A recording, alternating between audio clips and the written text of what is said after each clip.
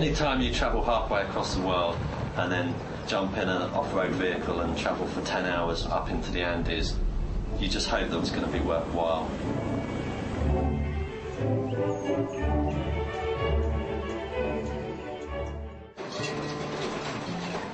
We wanted to do something we knew that was different, and this one actually started out as the world's largest domino toppling display. We realised that just toppling dominoes could get a little bit boring, so we decided to develop it and topple up other stuff. We had to tailor the objects that we toppled to suit the kind of town, and they had to be things that fit with the people who lived there, like dominoes, to larger things like bars of soap and tape cassettes. And there were bigger things still, like suitcases, until eventually it kind of climaxes with huge cars. But it all, at the end of the commercial, resolves in lots of books toppling to create a huge pint of Guinness. We looked at a number of towns up in the northwest of Argentina. We found the town of Iruja perched up high in the mountains at 3,000 metres. Even though Iruja was by far the most difficult location we could have picked, it was just perfect. It's actually been really nice to work on something that is big from the beginning.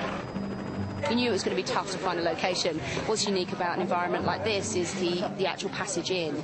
So, you are travelling 48 kilometres over dirt roads, crossing 12 rivers which could flood at any time. So it was pretty challenging. We've been here for a month now, Nikolai and I. And most of the prep crew have been here for 2 weeks, testing all the time. The local people have kind of been slightly bemused, so we have pretty much moved in. We have 140 crew plus 130 extras in a town that only has 1,000 residents. I don't think we could have pulled this off anywhere else.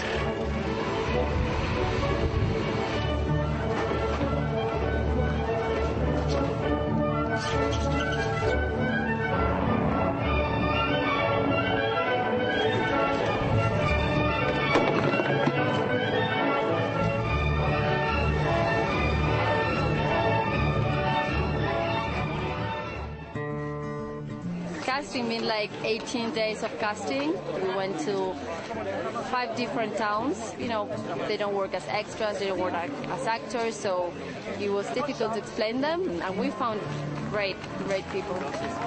My name is Ernesto Molina Ibedia.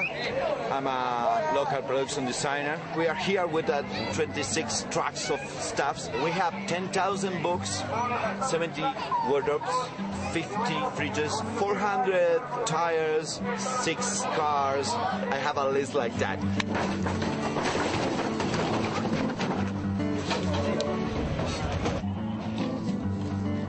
I'm used to working with normal dominoes, so small size, all the same shape. This is something completely different.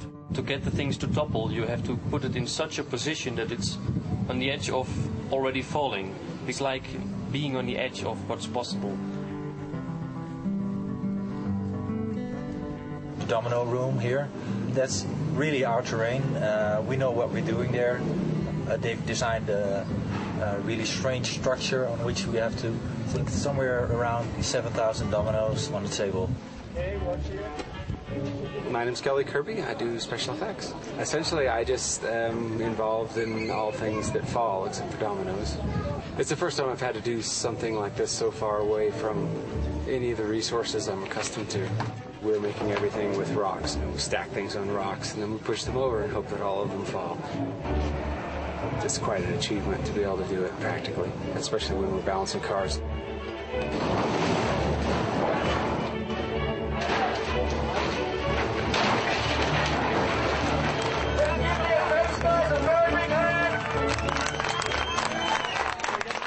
Ready?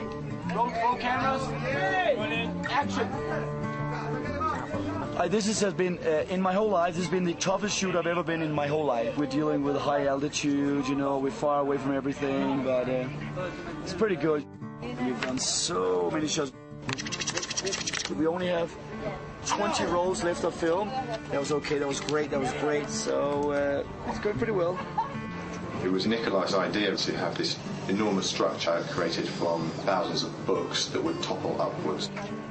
Well, we have been preparing some plates. These are mock-up books. They are not the final ones. They are not how you're going to look, but very similar.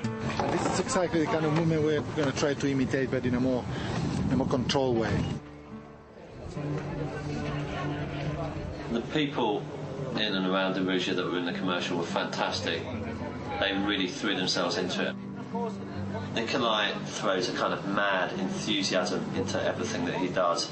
He always gets a lot of energy and a lot of commitment out of everyone else that's around him, and in such a difficult location to pull off, he was just the only man for the job. I like it. Good job, guys! Gracias el equipo! I think we're going to shoot, or I think you should move.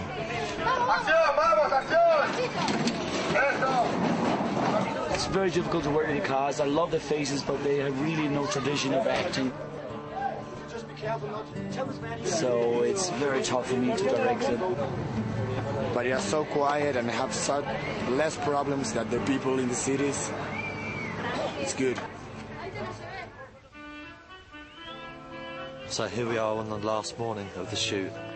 It's a crack of dawn and we're trekking up the mountain to about 3,000 feet. But do we want the goats down here? Yeah, the goats are already... Nikolai is unlike any other director we've ever worked with. He's a complete lunatic, but a good lunatic. Feels good to be done here in a couple of hours, and we'll have a great party, and that'll be end of that. Fantastic, huh? Let's go, Nerder. Can you put your shirt back on now? We really are substituting the most important thing, the paint, taking into account all the reference that we got from Rugia. So we have a box full of books here. All the books have different number of pages, different thickness, different colors, different everything. What we end up is this.